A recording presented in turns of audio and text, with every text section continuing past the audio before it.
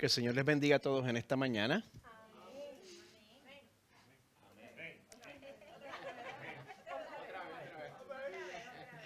El único que se vacunó esta semana fui yo. Se supone que yo sea el único que esté como que medio...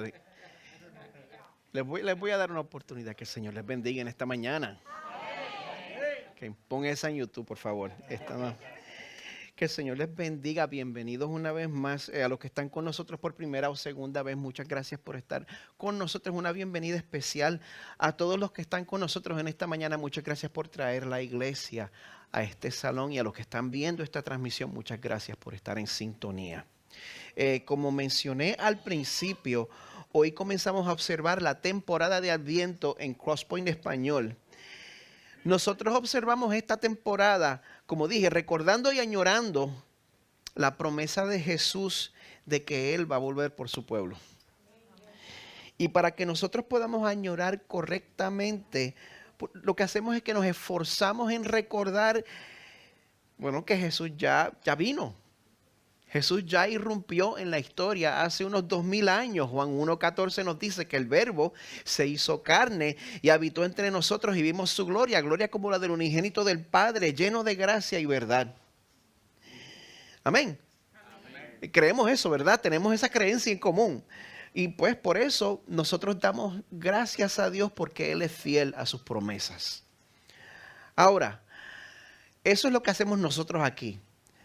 Pero para este mundo que nos rodea, para esta sociedad que quizás no está tan expuesta a lo que la Biblia dice, usted sabe que nosotros también podemos invitarlos a recordar y a añorar.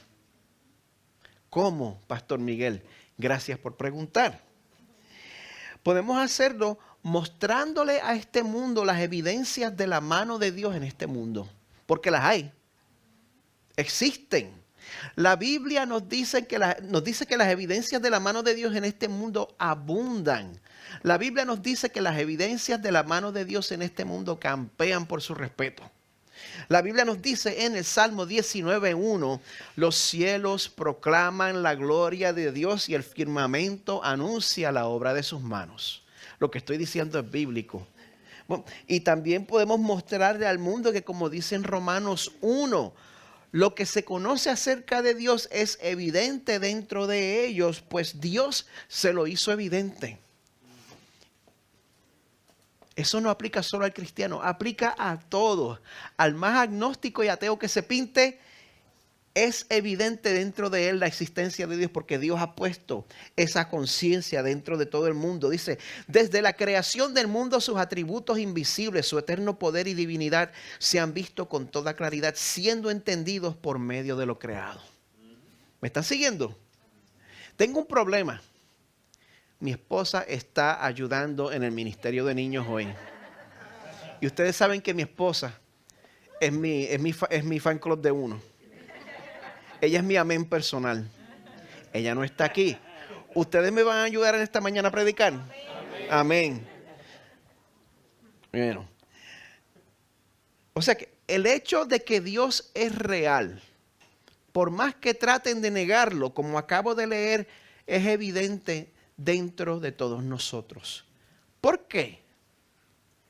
Eso se debe a la manera en la cual Dios nos creó. Génesis 1:27 nos dice, Dios creó al hombre a imagen suya. A imagen de Dios lo creó. Varón y hembra los creó. Quiero tirar eso ahí también. O sea que, ya que de acuerdo a la Biblia, toda la raza humana es portadora del imago Dei, de la imagen de Dios. Toda la raza humana, no solamente los convertidos, no solamente los regenerados, toda la raza humana, desde Hitler hasta la Madre Teresa, todos portamos la imagen de Dios. La Biblia, no soy yo. A la luz de esa realidad, aunque no sea algo que nosotros podamos citar de la Biblia con su libro, capítulo y verso, pues hay un conocimiento innegable de Dios que se revela. ¿Usted sabe cuándo? Ese conocimiento de Dios se revela cuando nosotros experimentamos quebrantamiento en este mundo, y entonces nosotros anhelamos el día de la redención de este mundo. Ahí es donde experimentamos la gloria del Señor en todos. O sea, lo voy a decir otra vez. A pesar de nuestro estado caído, cada vez que nos pasa algo incorrecto, cada vez que pasamos una injusticia, cada vez que alguien nos trata mal, cada vez que experimentamos algo quebrantado en este mundo y nosotros añoramos que este mundo sea redimido, sea arreglado, sea hecho nuevo. El teólogo anglicano Nicholas Thomas Wright dice que esas añoranzas de redención son un eco de la voz de Dios. Así es como él lo llama. Ecos de la voz de Dios. Y bueno, yo creo que si nosotros pasamos el trabajo de notar y demostrar estos ecos de la voz de Dios, eso es una práctica que no solo beneficia al que se está perdiendo, eso fortalece mi propia fe. Y yo creo que nos va a ayudar a todos aquí en esta mañana. Por esa razón, pues esta miniserie de Adviento se va a dedicar a llamar nuestra atención a un anhelo de redención en específico cada semana. Por así decirlo, vamos a oír un eco en particular de la voz de Dios cada domingo. Esta mañana el primer eco que vamos a examinar es cuando encontramos a nuestros corazones anhelando justicia. Así que quiero pedirle que busquen en sus Biblias, en el libro de Jeremías capítulo 23. Vamos a estar leyendo los versos 1 al 8. Jeremías 23, 1 al 8. Mientras ustedes buscan, yo les voy a dar un breve trasfondo del libro de Jeremías. ¿Quién sabe en qué categoría cae el libro de Jeremías? ¿Cuáles? Profetas mayores.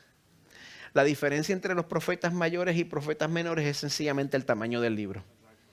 El ministerio del profeta Jeremías fue entre los años 626 aproximadamente hasta el 586 antes de Cristo. O sea, desde el reinado de Josías hasta la destrucción de Jerusalén y el exilio de los israelitas hacia Babilonia. Ese fue el tiempo del ministerio de Jeremías. Pues este libro es un mensaje para los israelitas exiliados en Babilonia, explicando que ese desastre del exilio que ellos estaban experimentando, pues era una consecuencia de la idolatría y de la corrupción que había en Israel. Pero algo bien importante en cuanto a este libro que está hablando tanto de juicio, es que aun cuando Dios anuncia que va a disciplinar a su propio pueblo, porque Él lo hace, especialmente al hijo que ama, lo disciplina. Y cuando Dios anuncia que va a disciplinar a su propio pueblo, esas advertencias siempre vienen acompañadas de un llamado al arrepentimiento. O sea que aún la disciplina de Dios para con sus hijos es redentora. No es como cuando su padre le daba una pela y se quedaba enojado con él todo el día. El Señor no nos trata así. El Señor nos disciplina para redimirnos, para restaurarnos a una relación completa con Él. Por esa razón, dentro del libro de Jeremías, nosotros vemos la paradoja de encontrar esperanza aún dentro del juicio. En su comentario del libro de Jeremías, el autor Stephen Smith escribe lo siguiente: una advertencia de juicio siempre es esperanzadora para aquellos que tienen un corazón propenso a arrepentirse.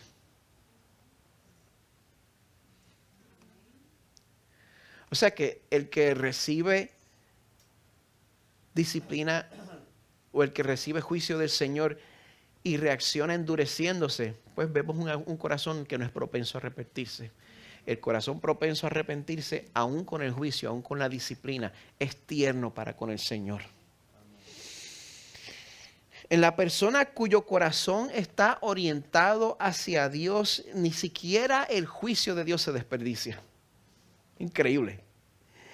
Pero lo más extraordinario de este pasaje es que, a pesar de que este pasaje fue escrito, qué sé yo, unos 600 años antes del nacimiento de Jesús, en este pasaje nosotros vamos a encontrar algo que los eruditos bíblicos llaman la naturaleza compositiva de la Biblia. Lo voy a decir otra vez porque es una frase de domingo. La naturaleza compositiva de la Biblia. Yo diciendo algo tan fino con este acento de puertorriqueño, le quita completamente el caché. La naturaleza compositiva de la Biblia. Okay. ¿A qué se refiere eso?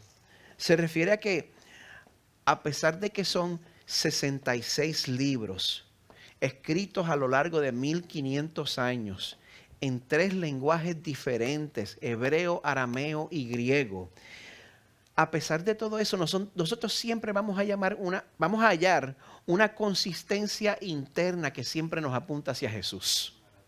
La Biblia entera es un libro cristiano.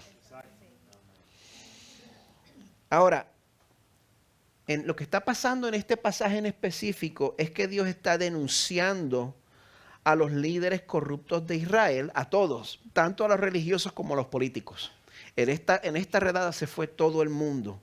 Dios los presenta como pastores corruptos, como pastores malvados, porque en vez de encaminar y cuidar al pueblo, pues ellos causan que el pueblo se disperse y que el pueblo se pierda.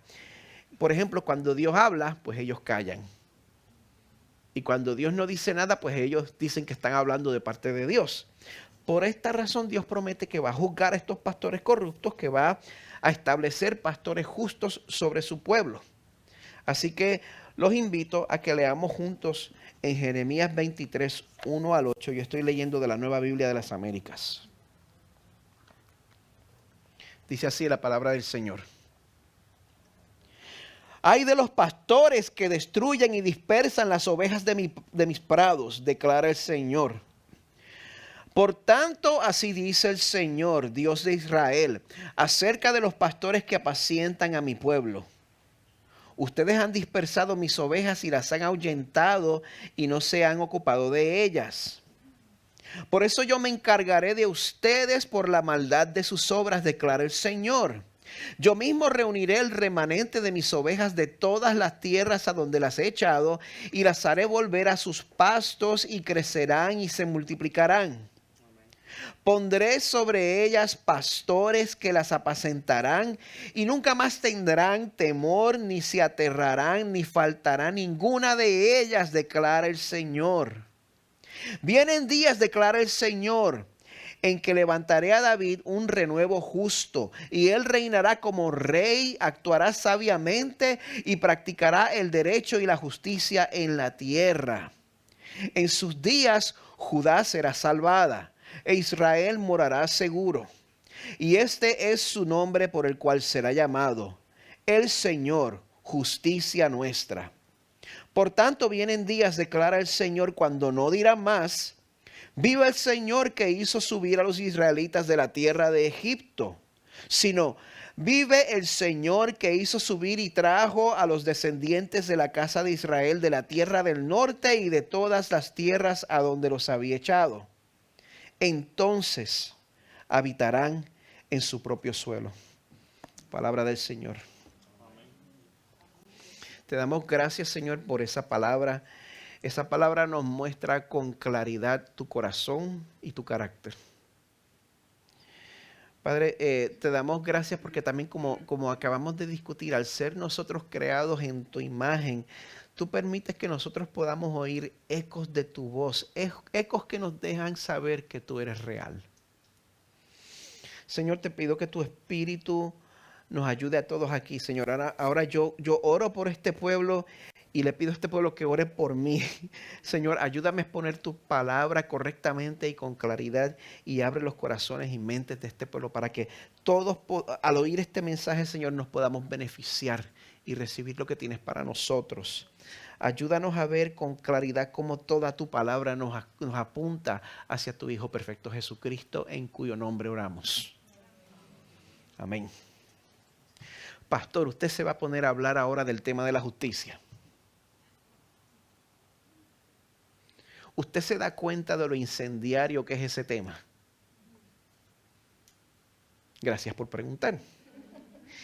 No se preocupe, yo he estado prestando atención a las noticias y yo me doy cuenta de que este tema es tan cargado que se la ha arreglado para polarizar la misma iglesia en estos últimos años. Así que para ser claro desde el principio, yo quiero que sepan que aquí en Crosspoint Español hay unidad en cuanto a las doctrinas esenciales de la fe cristiana. pero entre nuestros miembros, dicho sea de paso, santos lavados con la sangre de Cristo, sí hay diversidad política. Y yo no tengo ningún problema con eso y no pienso hacer nada para cambiar esa condición. De hecho, lo que yo sí considero que es pecado es insistir en traer división a la iglesia por asuntos de política. Eso sí es pecado. Y en tal caso usted puede estar seguro de que yo sí voy a intervenir y que yo voy a ejercer la autoridad que Dios le ha dado a mi oficio. ¿Oyeron eso, verdad? Pero hasta ahora, ese no ha sido el caso con nosotros. Gracias, Señor. Qué bendición tan grande. Dios nos ha dado la bendición de que eso no sea un problema entre nosotros y por esa razón, pues al yo hablar de este tema esta mañana, mi deseo es estar consciente de mis propios prejuicios, que tengo más que suficiente. Y yo quiero tener cuidado de que como yo no soy infalible, este sermón no resulte ser pues innecesariamente ofensivo a ningún lado del espectro político representado en la iglesia. Por esa razón, pues yo he buscado definir lo que es la justicia de acuerdo a cómo la Biblia lo presenta.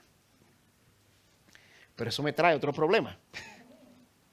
¿Por qué? Porque yo he encontrado que cuando yo busco definir lo que es la justicia de acuerdo a la Biblia, en vez de no ofender a un campo, pues yo creo que voy a terminar ofendiendo a todos por igual. Así que por favor vuelvan la semana que viene. Bien, gracias. Encuentro que la Biblia, en vez de estrechar, en vez de especificar la definición de lo que es justicia, más bien lo amplía, más bien ensancha la definición de lo que es justicia. Por ejemplo, ¿le importa a Dios la vida del ser humano que no ha nacido todavía? Usted puede contar con que sí. Jeremías 1:5, antes que yo te formara en el seno materno te conocí, antes que nacieras te consagré. ¿Quién no ha oído lo que el rey David declara en el Salmo 139? Tú formaste mis entrañas, me hiciste en el seno de mi madre. Te daré gracias porque asombrosa y maravillosamente he sido hecho. Maravillosas son tus obras y mi alma lo sabe muy bien. No estaba oculto de ti mi cuerpo cuando en secreto fui formado y entretejido en las profundidades de la tierra. Tus ojos vieron mi embrión y en tu libro se escribieron todos los días que me fueron dados cuando no existía ni uno solo de ellos. Dios está personalmente envuelto en la formación de cada ser humano desde el día de su concepción. Usted no se confunda. Pero esto no es todo. A lo largo de la Biblia vemos consistentemente que Dios también se identifica con los que están en los márgenes de la sociedad, con las personas que están en desventaja. ¿Quiénes siguieron la serie de Marcos conmigo? La serie que terminamos la semana pasada. Podemos ver cómo Jesús, a pesar de que yo personalmente creo que Jesús era patriota, él amaba y ministraba a los extranjeros que eran despreciados por los israelitas. Si eso no está en la Biblia, pues muéstremelo. Yo lo encontré una y otra vez. Marcos destaca una y otra vez cómo Jesús ministró personalmente a la mujer, algo que a ningún religioso de entonces se le hubiera ocurrido. La palabra de Dios reconoce que la opresión es una realidad en este mundo caído. Es una consecuencia de la caída. Y Dios denuncia a los opresores, por ejemplo, en el Salmo 94. Habla de todos los que hacen iniquidad se vanaglorían. Aplastan a tu pueblo, Señor, y afligen a tu heredad. Matan a la viuda y al extranjero y asesinan a los huérfanos y dicen, el Señor no ve nada ni hace caso el Dios de Jacob. Y eso no es lo único que hay. Yo puedo citar pasaje tras pasaje, tras pasaje, tras pasaje de cómo Dios ama al desventajado. Pero bueno, mi tiempo es limitado y espero que les baste con que les diga que a Dios sí le importa cómo nos tratamos los unos a los otros. Desde el vientre hasta la tumba. Voy a llamar a Carmen.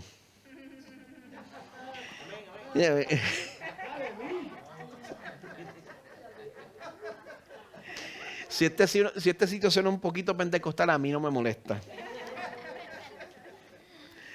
Lo que pasa es que meto la política y todo el mundo se calla. Y sin importar su afiliación política, cada vez que usted nota una injusticia y en su corazón usted no la puede dejar pasar, esos son los ecos de la voz de Dios que todos llevamos por dentro. Es increíble, aún los no regenerados llevan esos ecos de la voz de Dios.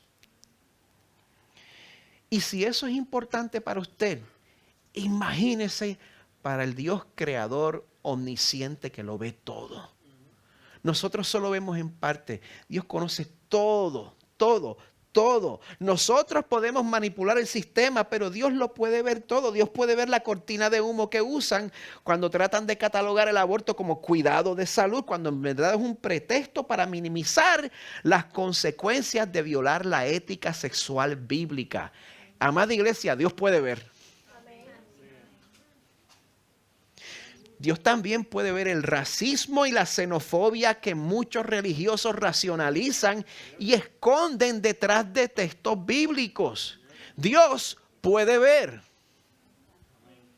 Dios también puede ver que hace un par de semanas un hombre con una orden de arresto y con historial de incitar a la violencia en contra de los blancos corrió su camión a través de una parada de Navidad matando e hiriendo gente, pero como el perfil racial del criminal y las víctimas no concuerdan con cierta narrativa, pues los medios de comunicación ya han enterrado esa noticia. Gente, pero Dios puede ver. Dios también pudo ver cuando hace unos 30 años, después de salir bien de las entrevistas con los gerentes, el dueño de una librería bautista en esta ciudad rehusó darme un trabajo a mí en su librería. Y a pesar de la fe que profesaba, él no tuvo ningún problema con decirme que él estaba renuente a contratarme porque ya había tenido malas experiencias contratando puertorriqueños.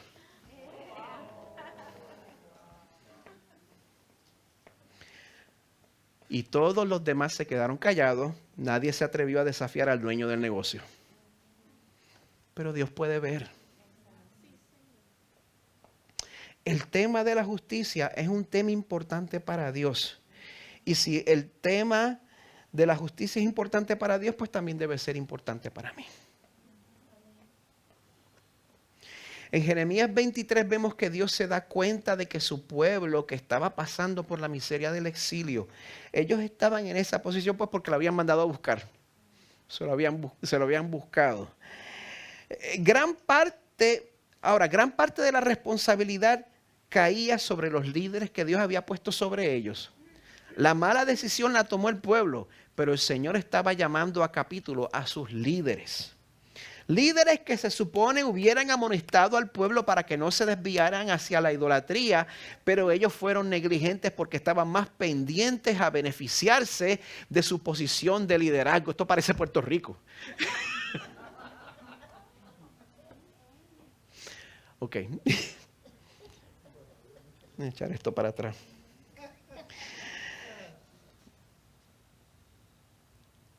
Y a este pueblo, a pesar de que estaban en medio de experimentar las consecuencias de su infidelidad, por causa del amor con que les amaba, Dios le promete justicia. Comenzando en el verso 1 de Jeremías 23, pues podemos ver la justicia prometida de parte de Dios a su pueblo. Dice el verso 1, ay de los pastores que destruyen y dispersan las ovejas de mis prados, declara el Señor. ¿Cuál es el trabajo de un pastor? Cuidar a las ovejas.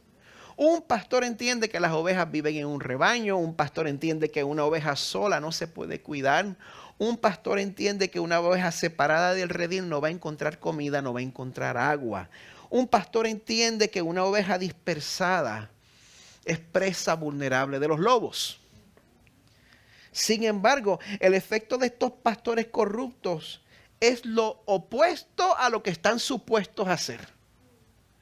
Porque las ovejas por las cuales eran responsables, pues terminaron siendo dispersas, destruidas, exiliadas. El pueblo de Israel estaba ahora en Babilonia y por eso Dios llama a estos pastores corruptos a cuentas en el verso 2. Por tanto, así dice el Señor Dios de Israel acerca de los pastores que apacientan a mi pueblo. Ustedes han dispersado mis ovejas y las han ahuyentado y no se han ocupado de ellas. Algo que distingue a los líderes corruptos es que cuando el pueblo paga las consecuencias de su mal liderazgo, pues los líderes manipulan la situación para zafarse de toda responsabilidad. Me gusta la palabra que tienen en inglés, gaslighting. Todavía no he encontrado un equivalente a eso en español. Pero ¿sabe qué? A Dios nadie lo engaña. A Dios nadie lo manipula. Él lo puede ver todo. Él ve la realidad del asunto con completa claridad. Y eso a mí me consuela porque yo he visto personas causar divisiones por las cuales no aceptan responsabilidad. Y muchas de las ovejas que han seguido ciegamente a estos pastores, ahora ¿dónde están? Las han dejado dispersadas. Pero Dios puede ver. Dios ve y Dios también llama a capítulo. Continúa el verso 2. Por eso yo me encargaré de ustedes por la maldad de sus obras, declara el Señor. Por eso permita a Dios que estos pastores corruptos se arrepientan y vuelvan al Señor. Porque como dice en Hebreos 10:31, horrenda cosa es caer en manos del Dios vivo. Dios ve. Dios llama a capítulo y Dios también hace reparaciones al que ha sufrido injusticia. Y lo hace, bueno, en primer lugar restaurando a su pueblo. Verso 3. Yo mismo reuniré el remanente de mis ovejas de todas las tierras a donde las he echado y las haré volver a sus pastos. Crecerán y se multiplicarán. Él va a causar que nosotros volvamos a ser alimentados y como pueblo volvamos a florecer. Y bueno, Dios también hace reparaciones poniendo en lugar de pastores corruptos, pues líderes con vocación, líderes con integridad. Él promete a sus ovejas en el verso 4, pondré sobre ellas pastores que las apacentarán y nunca más tendrán temor, ni se aterrarán, ni faltará ninguna de ellas, declara el Señor. Esta mañana nos podemos alegrar, amada iglesia, porque a pesar de los planes del enemigo, a Dios no se le pierde ni una oveja. El diablo le va a robar exactamente 0 ovejas al Señor. Y si usted es como yo, si usted alguna vez se separó del grupo, si usted alguna vez se descarrió del redil y usted terminó atrapado dentro de un hoyo lleno de fango del cual usted no podía salir por ser cabezón como yo fui, y si el buen pastor se salió de su camino para salir a rescatarlo a usted, ¿a quién de ustedes lo rescató el Señor? A mí me rescató el Señor. Si el buen pastor lo rescató de la trampa de su propio pecado como lo hizo conmigo, o si el buen pastor lo ha sacado usted de una situación de opresión y de manipulación, hermano, hermana, no se quede amargado por eso. Más bien reconozca que Dios lo rescató. Reconozca que Dios la rescató y dele la gloria al que dice en Juan 10, mis ovejas oyen mi voz. Yo las conozco y me siguen. Yo les doy vida eterna. No perecerán jamás, ni nadie las arrebatará de mi mano. Mi Padre que me las dio es mayor que todos y nadie las puede arrebatar de la mano de mi Padre. Alaba a su Señor.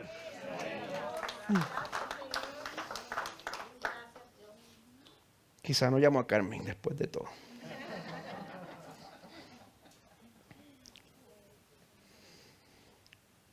Nuestro Señor ha prometido hacer justicia a su pueblo. No lo va a hacer a través de un programa. Esa justicia es a través de una persona. Así que en el resto del capítulo vemos que esa justicia prometida es la justicia personificada en la promesa de un Salvador. Dice el verso 5, vienen días, declara el Señor, en que levantaré a David un renuevo justo. Renuevo significa una rama. Es una manera poética de decir un descendiente. Aquí, pues, como en muchas otras promesas mesiánicas en la Biblia, Dios promete que va a levantar de la descendencia del rey David a alguien diferente, a alguien que no va a estar sujeto a la corrupción, alguien que no se vende, alguien con integridad que va a tomar un lugar de autoridad. Dice el resto del verso 5, Él reinará como rey, actuará sabiamente y practicará el derecho y la justicia en la tierra. Aquí, amada iglesia, es lo que yo les dije, aquí es donde podemos ver la consistencia interna de la Biblia, donde podemos experimentar lo que dije, la naturaleza compositiva de la Biblia.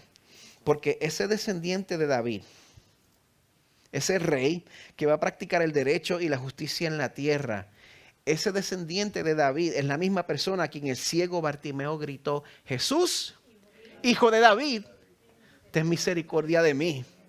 Ese descendiente de David es la misma persona que vino a desplazar a los pastores corruptos de Jeremías 23. Y vemos que ese pastor en Mateo 9 lloró por Jerusalén porque eran como ovejas sin pastor. Ese pastor en Juan 10 se identifica a sí mismo como el buen pastor, como leí hace poco. Él también es el pastor herido en Mateo 26 y también es el pastor principal en Primera de Pedro 5 y también es el gran pastor de las ovejas que nos describe Hebreos 13. Dios cumple sus promesas. Es por eso que nos asegura en el verso 6 de la siguiente manera. Nos dice, en sus días Judá será salvada e Israel morará seguro. Y este es su nombre por el cual será llamado el Señor Justicia Nuestra. Esto es interesante. Hay expertos y eruditos que creen que cuando dice este es su nombre por el cual será llamado el Señor Justicia Nuestra, pues eso es como una pollita al rey que estaba en ese tiempo. El rey corrupto Sedequías, que en hebreo es Tzidkiyahu, pues Tzidkiyahu, pues el Señor Justicia Nuestra es Adonai Tzidkenu. Pues es como una pollita, es un juego de palabras donde le está tirando una pollita al rey corrupto que estaba en ese momento. Pero cuando el rey legítimo y verdadero desplace a los reyes deficientes,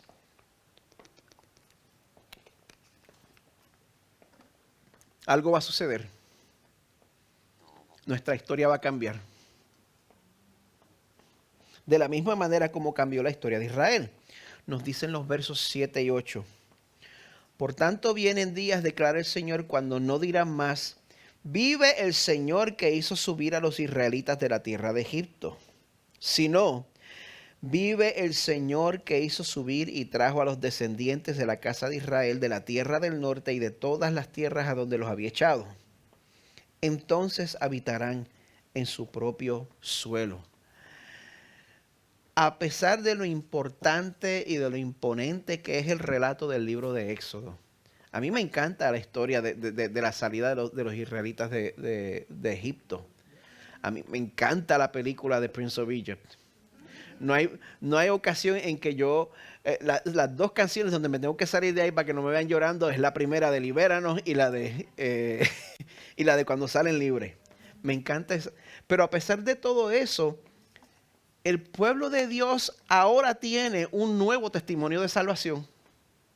No tenemos que estar acudiendo a historias viejas.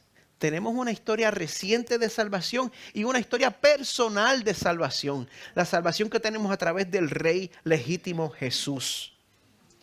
Y cuando Jesús reina sobre tu vida, por más espectacular que sea el testimonio de salvación de otra persona, yo no soy Nicky Cruz. El testimonio mío lo va a aburrir.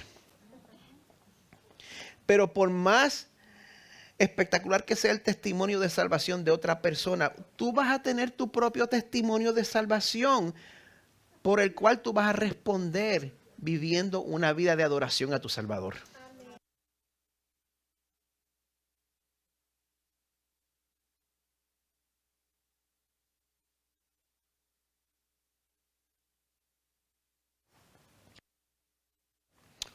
Como había leído, Juan 10:29, Jesús dice, mi Padre que me las dio, las ovejas, es mayor que todos y nadie las puede arrebatar de la mano de mi Padre. Cuando usted considera la magnitud de su rescate, cuando usted considera que el Padre entregó, a usted lo entregó a Jesús. Espero haberlo dicho bien y claro. Usted fue entregado por el Padre a Jesús. Y nadie las puede arrebatar de su mano. Nadie lo puede arrebatar de la mano del Señor. Cuando usted examina eso y considera eso, eso nos obliga a responder. ¿No cree usted? Así que les pregunto, ¿cómo responder a esta realidad? Bueno, hay 3 cosas que debemos hacer. Número 1, seas creyente o no creyente, arrepiéntete. Examina tu corazón. Si no has confiado en Jesús como tu Salvador, ahora es el momento de hacerlo. El próximo segundo no está garantizado ni prometido. Si eres creyente, vive una vida de examinar tu corazón y de confesar tu pecado ante el Dios que ya te ha aceptado a través de Jesús. Y número 2, acepta. ¿Qué trabajo nos da eso? Acepta lo que Jesús hizo por ti como suficiente. Lo que Jesús hizo en la cruz es suficiente para quitar todo tu pecado, pasado, presente y futuro. Todo. Y no tienes que añadir nada. Acepta lo que Jesús hizo por ti. Y a la luz de esa relación inquebrantable que tienes con el Padre, número 3, arregla. Arrepiéntete, acepta y arregla. Rectifica. Me voy a poner un poquito específico y aquí es donde nos podemos incomodar un poco. Estemos dispuestos a apoyar causas justas, estén o no alineadas con nuestras perspectivas políticas personales. Si es justo, es justo. Permita que la Biblia permita que la Biblia sea la fuente de su convicción. No permita que la política restrinja su concepto de lo que es justicia. Si usted se da cuenta de la atrocidad del aborto y está orando junto conmigo para que el Señor haga un milagro con la Corte Suprema, considere también cómo usted puede ayudar en asuntos de reconciliación racial. Y si usted dice que este país es libre del racismo, esa es parte del problema.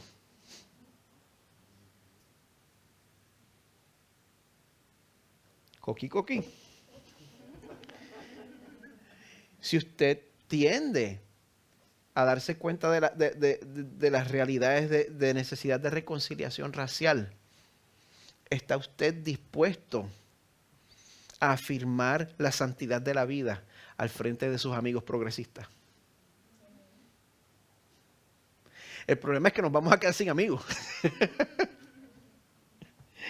No permitamos que la política secuestre el tema. ¿Sabe por qué? Porque mientras nosotros estamos debatiendo sin final qué es lo que es justicia bíblica, es esto y no es esto, y mientras nosotros perdemos el tiempo debatiendo eso sin final, eso nos tiene pillados en las compuertas y no estamos haciendo nada. N-A acento.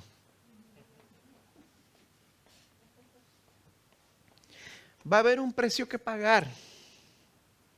Porque cuando nuestra definición de lo que es justicia es más bíblica que política, pues eso va a venir al costo de la amistad y de la aprobación de seres queridos. Pero tengamos en mente que la única razón por la cual nosotros podemos tener una esperanza de justicia absoluta es porque el buen pastor, el Hijo perfecto de Dios, el único hombre que nunca pecó, Él se sometió a ser enjuiciado y a ser procesado y ejecutado injustamente para que nosotros no tengamos que pagar el castigo que merecemos por las muchas injusticias que hemos cometido. Gracias, Señor, que no tratas conmigo de manera justa. Si el Señor fuera a aplicar justicia a cada uno de nosotros, el Señor nos trata con completa misericordia y gracia. Y por eso celebra el salmista.